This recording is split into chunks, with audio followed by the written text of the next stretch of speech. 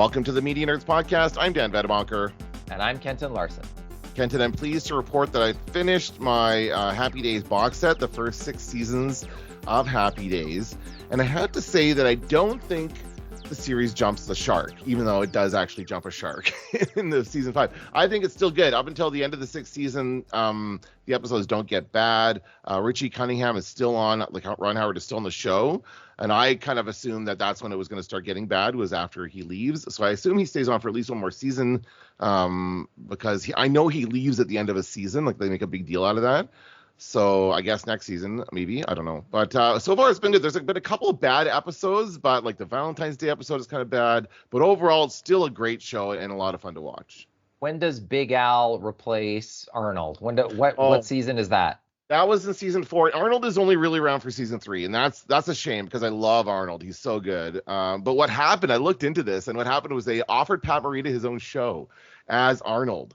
Or maybe it wasn't as Arnold, but they offered Pat Morita his own TV show. So he left to go do his own sitcom, but it didn't get picked up. He shot a pilot and everything, and then it didn't test well. I don't know, whatever. The world isn't ready for an Asian-led sitcom yet, so they didn't do it.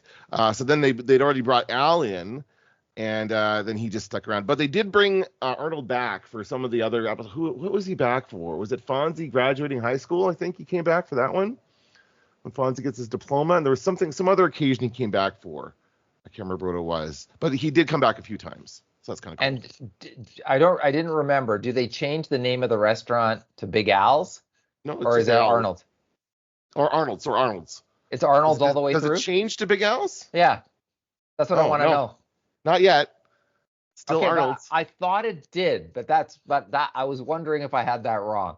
Okay, well, let's not Google that. Let's wait and see, because I'm going to continue with this. I have to find the rest of the seasons. I would say, so Arnold's, the joke there was the place was called Arnold's for the first 2 seasons. Mm-hmm. They say, "Hey, Arnold," and they call to him, but he's never shown on camera. And then in season 3 is when they started doing the live audience and all that stuff, and that's when they brought in Pat Morita. And but he made the joke that he just took the name of the restaurant. His name isn't Arnold. It's like he has a Japanese name. There's an episode where he teaches them martial arts. It kind of was like foreshadowing the Karate Kid in a way. It was kind of funny. And then so his name's not actually Arnold. He just took the name of the restaurant when he bought it. That's the joke. And then Al is Al, of course. Right. Okay. And also, are we at peak Joni and Chachi? When does that happen? When does that? Not yet. I guess there's still more seasons to come when they like Chachi flirts with Joni, but she's not giving him any time of day, so they're not together. So this is before they had their own show still. Yeah. And what season are you in? 6? 6. Oh my God. But they have spun off. At this point, they've definitely spun off Laverne and Shirley, and Mork has shown up a couple of times. So that's in the works as well. As far as spin-offs, Mork and Mindy would have been starting probably around this time as well, towards the end of the 70s. So, yeah, it's like, and again, they would do Joni versus Chachi. That would be good. Joni loves Chachi. And I'm sure there was one more spin-off that I can't think of from Happy Days. Did Fonzie have a spin-off? I don't remember. Anyway, it's been fun. I'm enjoying this. How about Leather Tuscadero or Pinky? Or Pinky? Didn't they have a spin-off of some kind, like a special maybe? They might have had a special. Yeah, in these later seasons, it's definitely Leather Tuscadero. Pinky has not shown up since the Crash Up Derby, when he went up against the Malachi twins and had to face against the infamous Malachi Crunch. That was a great episode. I remember that. I remember that one very well, actually, for some reason. Yeah. But I remember hearing the term Malachi Crunch way before I'd ever seen the episode and not knowing what that was. I didn't know what the Malachi Crunch was. Yeah. But anyway. Once you see it, you can't forget. Yeah, and then they had an episode where Leather Tuscadero, who I guess is Pinky's sister, and who is actually a real recording artist. I don't remember who it was. Yeah. Oh yes. She's famous. She did very, very well with her recording career. Yeah. Oh, why can't I think of her name right now? But anyway, she was on a few times in the last couple of years. You're gonna Google it, and then I have to.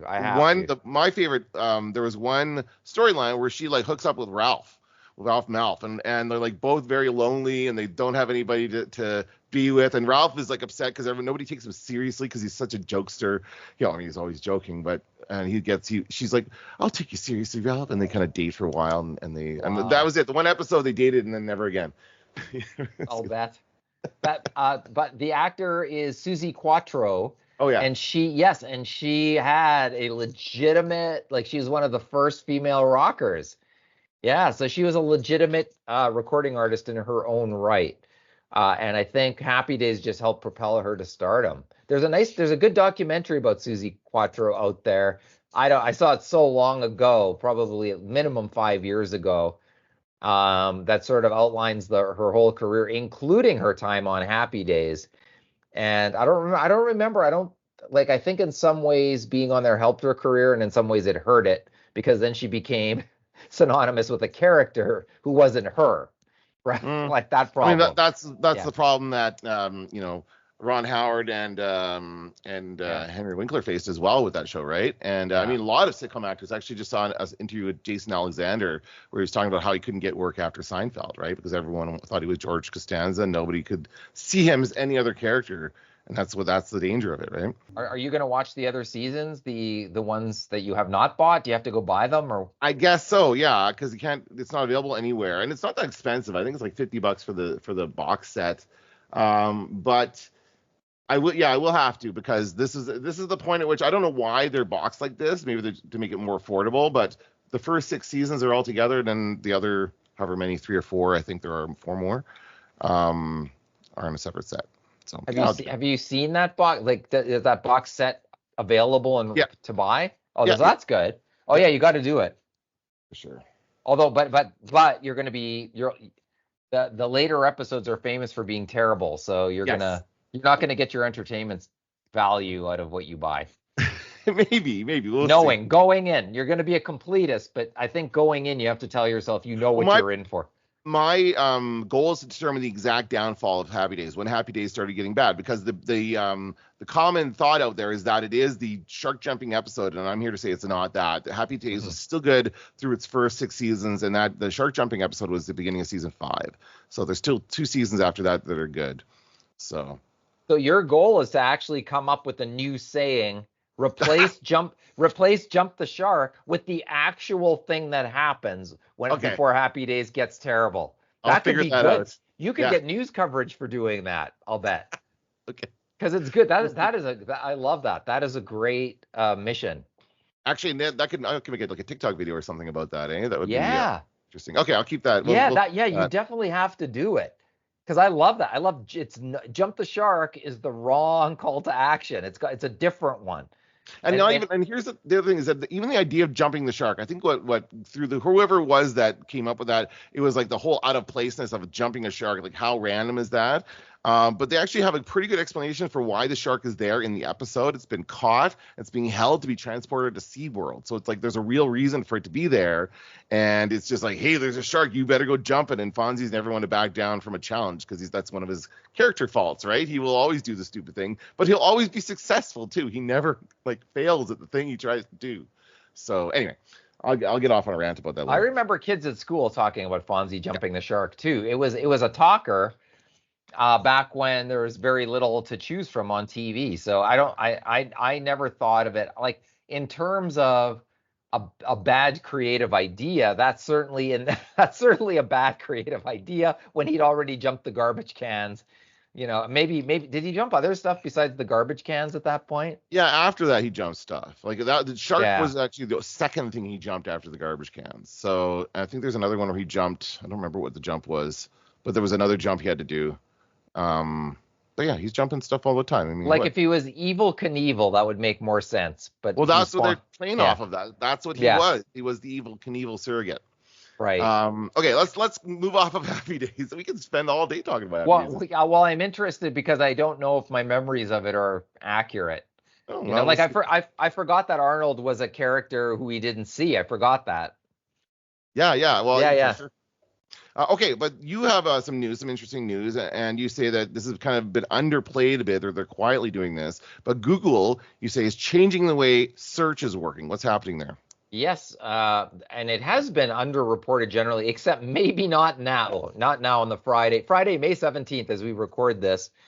I've started seeing more commentators on this. And Slate magazine published an article that says Google is changing the web and it doesn't want anyone to notice or something. Like it seems people are noticing how kind of oddly low key this is for something that could have an impact on the entire way we use the internet. And I can't think probably most people would think not for the better, but what Google announced this week, and it's already rolling it out in the US. This is another question. When Google says we're rolling this out in the US, do they mean the US or the US and Canada? No, they usually just mean the US. We're separate. We're usually included with like the UK and those countries, the second tier English countries. But no, it'll just be the US and then it'll come here eventually. So what are they doing? Right. So to be Canadian is to wonder where you get lumped in and the overall scheme of this stuff. But what they're doing is they are now going to use AI to answer the stuff you Google, give you the answer as opposed to give you the link to get the answer. It'll just generate an answer for you. And they showed an example and it looks very different and very weird where it gives you like a full paragraphs of a long answer, and they want to keep and it doesn't necessarily say where this information came from. It's like ChatGPT. It doesn't say, oh, we took this from the Health Sciences Center website or anything. It just answers the question based on what the AI thinks is an accurate answer in conjunction with the Google algorithm. And so, and they said, I heard a podcast today that said Google always sees itself as like it wants Google to be like Captain Kirk talking to the enterprise computer, like where the computer just like fires the protons or whatever, and it doesn't go, here, I'll tell you where you can get that information. You know what I mean? Like if on Star Trek, if the computer was like, we'll tell you, here's some links that you can choose between, it would be less interesting and a less powerful computer. So they want to own all the information. So the question has become, if AI is answering the question, what about all the every website on planet Earth that relies on people to be able to find it using Google search? What's going to happen to that? And what's going to happen? And to me, the very oddest thing of all is Google Ads. How do Google Ads fit into the scheme of these things? I haven't got an email from Google explaining how this new system is going to impact Google advertising, but I think that's probably like Google makes 99% of its money from Google search, people clicking on links that advertisers have paid to have show up before the organic search result. So, there's some businesses that rely 100% on Google, and it seems as though Google doesn't have has not answered these questions, and is acting like we're starting the biggest party on planet Earth, but it might actually be a funeral for all of this content that relies on Google to be discovered. Well, that's the problem. A lot of businesses and a lot of organizations now depend on Google, specifically on Google for web traffic, for awareness, for all kinds of different things. And they've now learned how to, like, SEO was a whole thing. And how much have we been teaching students about SEO over the last so many years? Is that going to be useless now because search engine optimization doesn't matter anymore?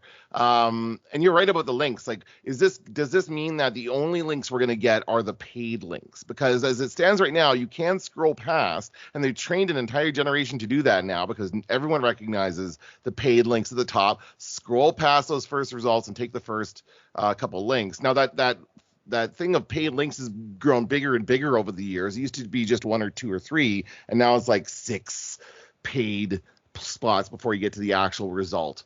So there's that as well. The other thing is, like, how is this going to work with news? Because they came to this agreement with the Canadian news industry. I don't think it's a great agreement, but what it did in my mind was that it kept the news stories in the algorithm so it wouldn't get quash the way it is on Facebook, the way you can't get news stories on Facebook. So and Google, I think Google shouldn't be doing that, because people, the behavior is that when people hear about something happening, they Google it. That's the first thing they do, is they want to Google it to find out what happened. And so now they're going to get some kind of AI description of what happened instead of an actual news article. Is that what you're telling me? So the AI apparent, and once again, we only have a single presentation to explained that this is what they're doing. We don't have real world experience to see what this looks like. I think some of the articles have embedded parts of the presentation that sort of show like a single example about how this might work. But they also say that Google's AI, like when you mentioned SEO, Google's AI takes the stuff that looks legitimate and then shares it as the answer. So for all your SEO work might result in Google's AI plagiarizing you, which apparently it does all the time. It's good at plagiarizing stuff and not giving sourcing or credit to it. So, this would mean that for people to go and visit your website, which is what the internet has been since it has been born, is to get people to go visit your website. To have that happen now, they would have to type your URL in, I suppose. They'd have to know what your URL is for that to happen, as opposed to them just Googling the name of your business. I don't know. Is that what we're going back to? Or going back to typing the actual web address, www.something.com? Is that what we have to do? I don't know. And and also in the demonstration, it also showed there's a new search that you can do where you're taking video at the same time you're talking, and you say, you ask search, and they show somebody going, how do I fix this broken turntable? And then search, once again, it doesn't go visit turntables.com or whatever. It answers the question to tell you how to fix your turntable. It's like Siri, I guess. Search is more like Siri than it is like the dictionary or an encyclopedia. Yeah, well, they're changing the product, which means it's going to change the way people use it. And again, there's going to be a lot of people who are not going to be happy about this as far as the change. And I find myself using Google less and less these days, honestly. I just and I don't know if I'm still using them because I probably use Chrome as a browser, so I'm still typing into the bar there. That's probably still Google anyway, but it is. Less and less. It is Google. I don't know. It's so weird. It's hard to think about. It just shows you how no one company should have this much power, right? Like they can screw over everybody just by making one change. The same way Facebook screwed over the Canadian news industry by making one change. And the news industry had made the mistake of going all in on that. Like they depended on that Facebook algorithm so much. And they just loved it. They fed off it. It made them feel like they were doing good work. Honestly, it was validating to get the comments. Even though there was a lot of bad comment threads and a lot of horrible people on Facebook, you still got to see a lot of people share it and everything. I saw firsthand the chasing of viral stories. Like this thing goes viral on Facebook. It's clear that they want us to write a story about this thing because then it will also go viral on Facebook. Because the algorithm, someone's been teaching, that's what they've been doing. So that kind of stuff isn't been happening anymore. Yeah, Google's going to screw over everything by doing this. And I think people will stop using it if they're going to take away the thing that they use it for. They use it because they want to get a link to a website. That's the primary function of Google. It's not the answer. It's not Alexa. It's not Siri. There are other products for that. I mean, they have their own. What do they call the AI? Google, I guess, right? Hey, Google, do this for me. That's what they do. What's it called again? I don't remember. The actual name of it? Yeah. Hey, Google. Hi. Oh, yeah. So, and I think it actually does give you a bit of an answer. Doesn't it? Hey, Google, what's the capital of Hungary? Budapest is the capital of Hungary. I knew that. That's not a good example. There's only one answer to that question. Sorry, I can't Google very well. The product is called AI Overviews. AI Overviews. I would call AI overkill. And it's the Gemini. That's what I was trying to think of. The Gemini ecosystem. The Gemini project from Star Trek Wrath of Khan? It's got to be, because they use Star Trek as their as the thing that inspires them to boldly take search where nobody wants it to go. I mean, this isn't right. Yeah, this isn't the first time that Google has changed its algorithm or anything, but this like when in class, when we talk about, I always do the class, what happened? And I said, this could be about anything. This could be about the newspaper. This could be about, photography. It could be whatever. All of the different things that the internet killed. There's actually a book by Pamela Paul called, is it 100 Things the Internet Killed? Or it's something like that. And so you could go down the list of the book and you could go through all of it. But we talk about the major phases of the internet. So first it was web, then it was social, then it was mobile, like the three major phases. Now, clearly, the next phase is upon us, and that's AI. And so what this means, like, we don't know what it means, but at every turn, like the news industry has been screwed at every turn. Every single time something comes along, you can see it. You now know how Google works, and it's not there to help you, to help businesses become more profitable. It's there to help itself become more profitable. So I think that's why it's interesting. I was like, for 2 days, I was wondering, why isn't anybody talking about this? Why isn't anyone saying how screwed we are? And it was only today that it seems to, I guess they were all at the Google conference and they had to get back to their offices and then write the article about how we're all screwed.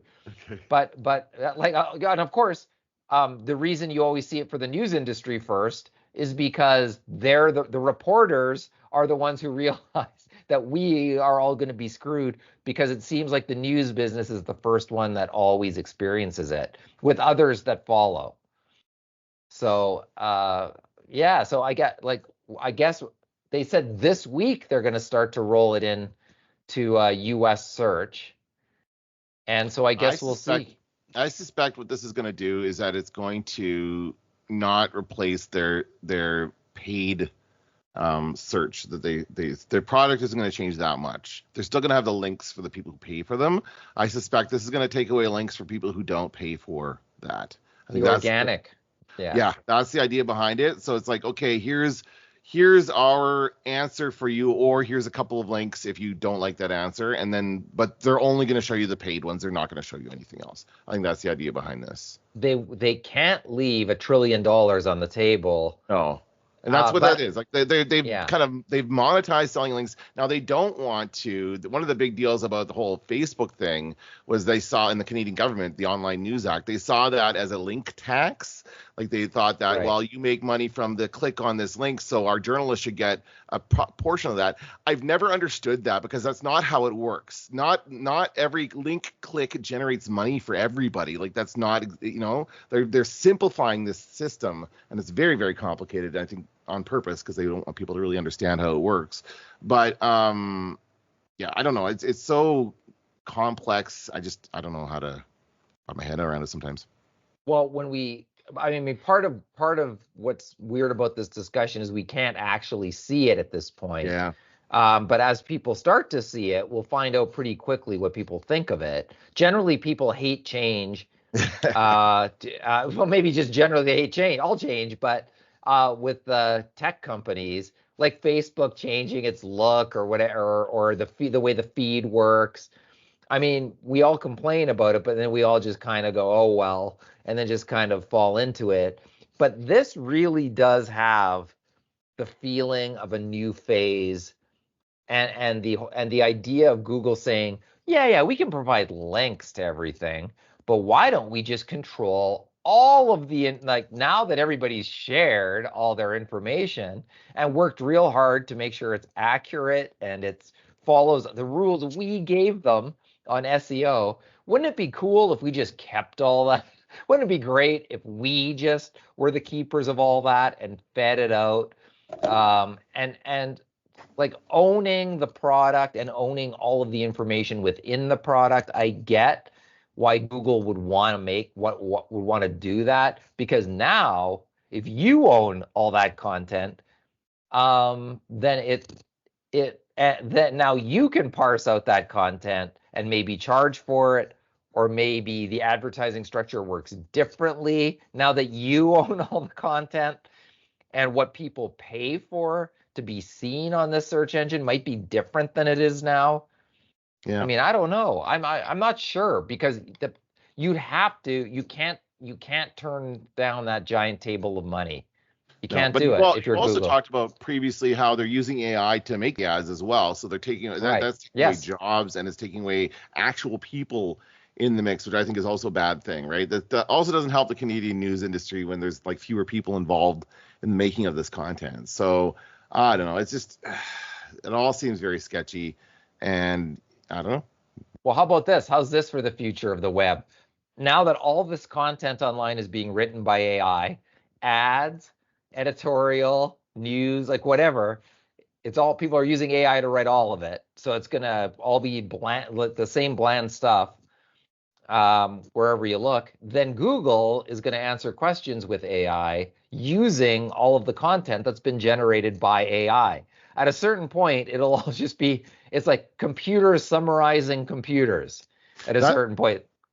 I have heard that is what's happening on parts of Facebook, where there are AI bots generating content for Facebook pages, and then bots in the comments just commenting nonsense. Like the images are nonsense because they're made by AI, but the comments are nonsense. And it's all just happening in the algorithm of Facebook, and just, that's more and more of what that website's becoming, just because there's nobody there to get a handle on it.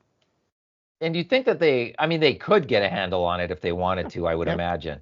But yeah, I've seen a little bit of that weird AI stuff on there for sure. And am I just crazy in that they're not understanding? Like, they all think AI is the greatest thing. Like Silicon Valley all thinks it's the greatest thing since sliced bread. They think like this is a HAL 9000, and we're all like saved now that we have AI here.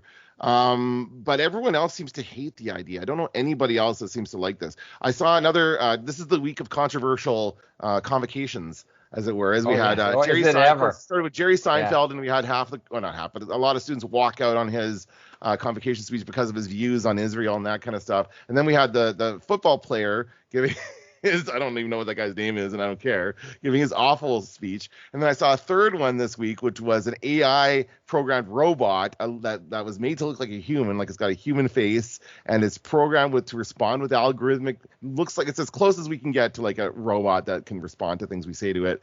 And that was giving a convocation speech, and all it did was summarize all the same bullshit that kids get said at all convocations.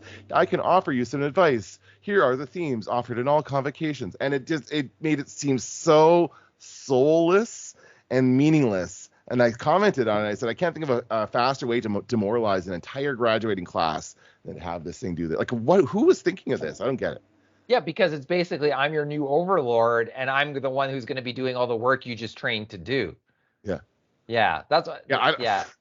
It's awful. Yeah, it's the worst idea that anybody ever had, is to do that. Except for the guy who made that speech about the women who can't wait to start having babies. That was But you know what I like about that speech is that he's right. No, I'm just kidding. What I like about his speech is that's a guy who had a message that he wanted to deliver, and in his mind everybody was going, yay, you're saying what we're all thinking. And then, but what he discovered was, not in fact, would you imagine, was not in fact what anybody else was thinking. No, not at all. Yeah. And how about Jerry Seinfeld? We're gonna march out a Jerry Seinfeld speech. Like, for years he's been telling kind of the same, the exact same jokes for about 20 years now. He's been telling. Nobody walked out of his comedy shows for having stale material. but and I was like, that's where they should have started, walking out of Jerry Seinfeld's act. But here we go. Now he, I guess, is a controversial comic, and but not really. Well, it's tough. I mean, I imagine it's very difficult being a Jewish person right now. I'm not going to pretend like I know anything about what's going on and that, but he's just, I'm not going to defend him either, but it's like it's a very difficult thing to be in this situation. But there's my Instacart order. Then what was I gonna say? Yeah, but he didn't say. I don't think he said anything about that. No. The people left because of his right on Israel. His stance, right. He supports Israel, and they are protesting against Israel, and that's why right. they walked out.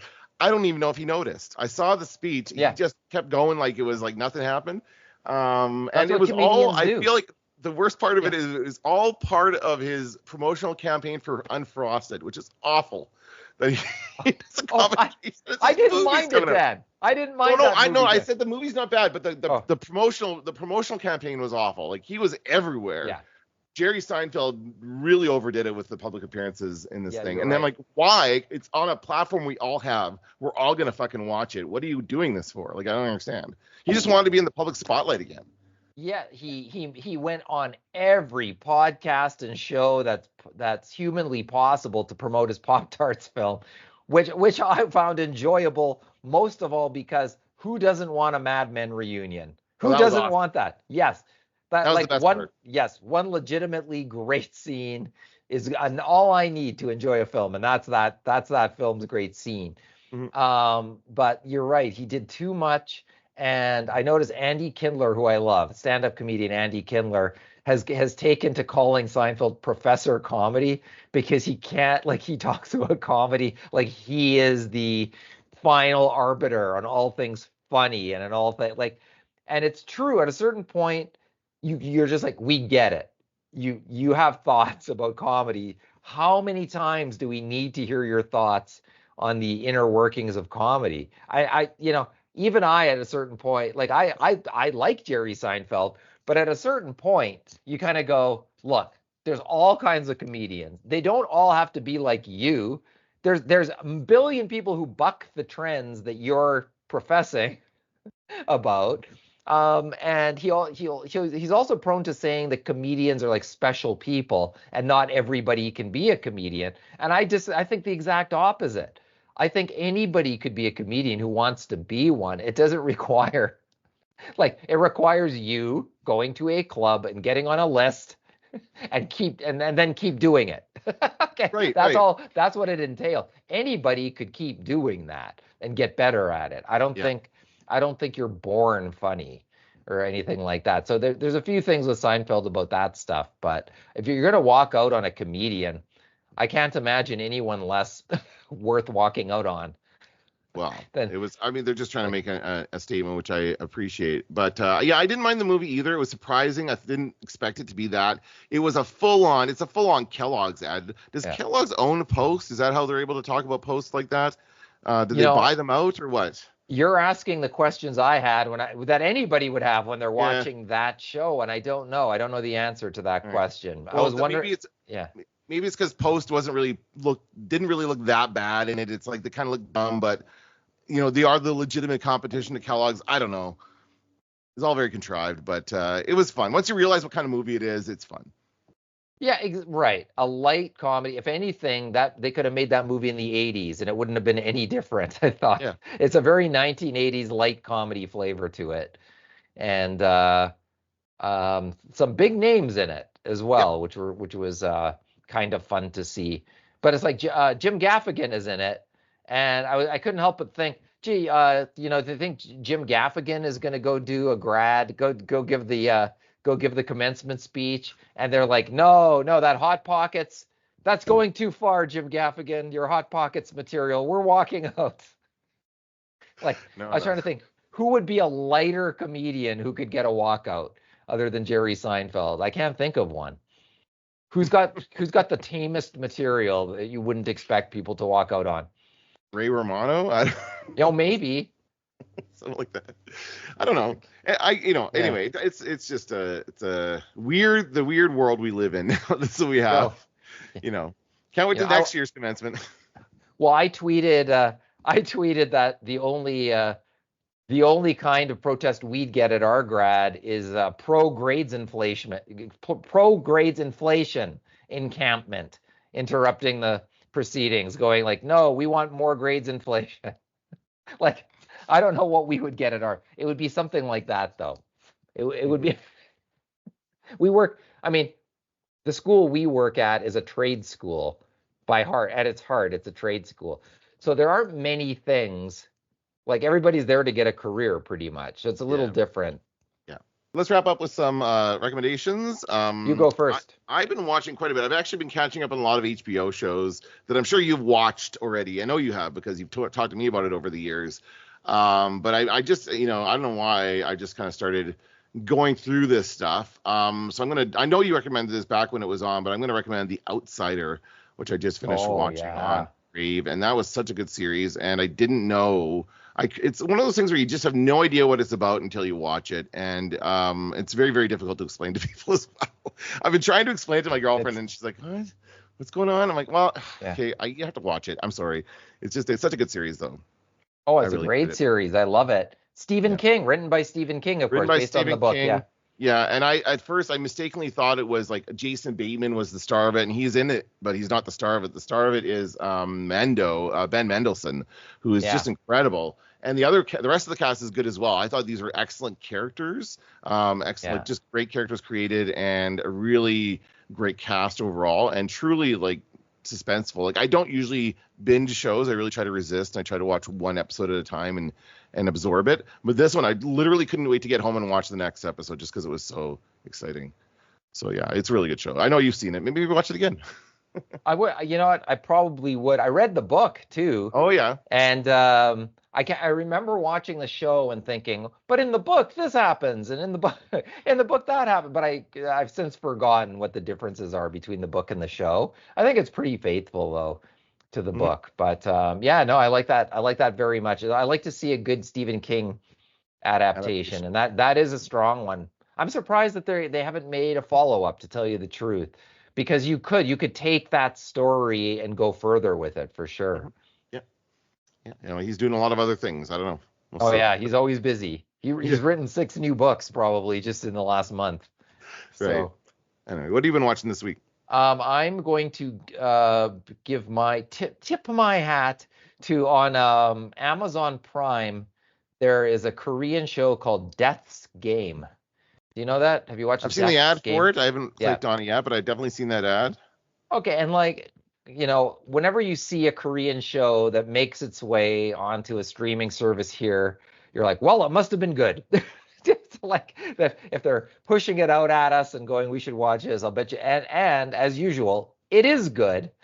And there's things that happen in Korean shows that I think North American shows wouldn't broach.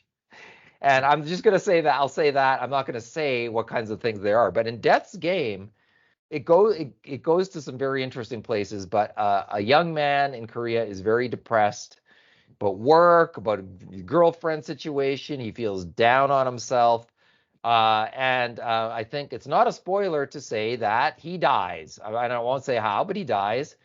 And he comes face to face with death, who is a young Korean woman. And who at first I thought, this girl can't play death. But then in the end, I thought she was the perfect death in the end. And she says to him, well, here's I am the keeper of hell. And you don't want to go there. So you got some chances. It's like a reverse. It's a Wonderful Life. It's like it's a miserable life. And if you don't say it's a wonderful life, I'm going to throw you into hell. Okay. So it's a bit like that. So he then goes through a process. Can he redeem himself is the question. Is it even possible? Is death just toying with him, or can he redeem himself? And each episode could be a fantastic TV series in and of itself.